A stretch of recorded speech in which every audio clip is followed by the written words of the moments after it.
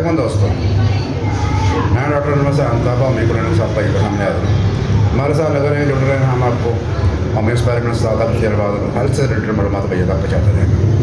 तो आज का मौजूद है भैया के मुँह के छाले। मुँह के अंदर छाले एक कॉमन बीमारी है, बच्चों में, बड़ों में, औरतों में, तकरीबन हर कैटेगरी हर उम्र के लोगों में ये पाई जाती है। कुछ लोगों का कंसेप्ट होता है कि ये जो बीमारी है मुंह के छालों की, ये कब्र की वजह से होती है या मैदे की वजह से होती है, लेकिन ये कंसेप्ट गलत है। मुंह के छालों की बीमारी का कब्ज के साथ लग नहीं है। मैंने रिसर्च की है और एक्सपेरिमेंट में देखा है। हाँ, अगर आप को लगातार ड्राई फ्रूट खा रहे हैं, मकदार से ज़्यादा खा रहे हैं, या गर्म खुराक का इस्तेमाल कर रहे हैं, मछली या गोश्त का लगातार रेगुलर इस्तेमाल कर रहे हैं, तो इसकी वजह से मुंह में छाले हो सकते हैं, खुश्की की वजह से। ये मुंह की सफाई ना होने की वजह से, दांतों की सफाई ना होने की वजह से, सूढ़ों के इन्फेक्शन की वजह से और बहुत सारी कारण हैं जिसकी वजह से ये मसले मसाइल पैदा हो सकते हैं।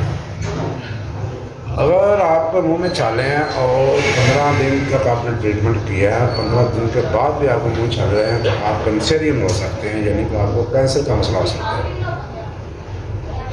यह बात आपने याद रखनी है। तो इसके बहुत सारे फैक्टर अगर बयान करेंगे तो वीडियो लंबी हो जाएगी। तो अब आते हैं ट्रीटमेंट की तरफ। तो होम्योपैथिक के अंदर इसका बेहतरीन इलाज है। बहुत अच्छी मेडिसिन जो है, बहुत अच्छा काम करती हैं, बहुत अच्छे रिजल्ट मिलते हैं, बहुत अच्छा फोकस करती है होम्योपैथिक मुंह के छालों के ऊपर।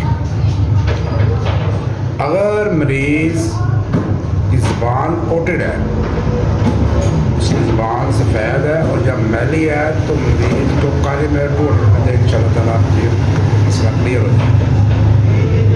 अगर मरीज़ के मुंह में पानी आता है, मुंह से बदबू आती है और वो स्प्लेटिक मरीज़ है, तो फिर उसको गर्मी और सर्दी दोनों महसूस होते हैं, तो फिर उसकी दवाई जो है वो मरसाल को ऑर्डर में देना।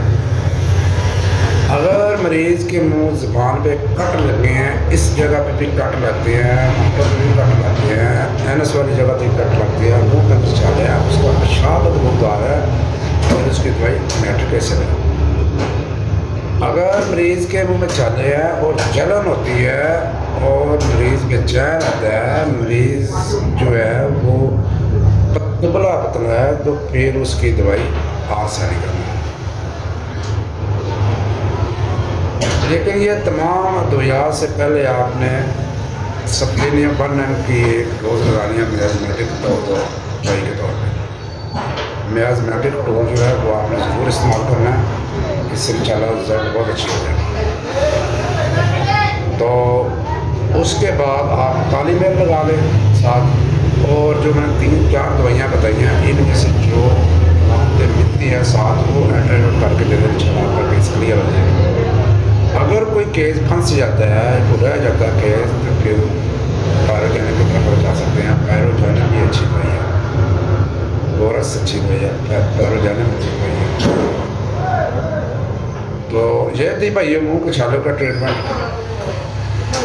तो अगर आप चैनल पे नए हैं तो सिर्फ सब्सक्राइब बटन दबा दें, और सब्सक्राइब वाला बटन आइकन दबा दें, ताकि आने वाली फॉर्मेटिव वीडियो भाई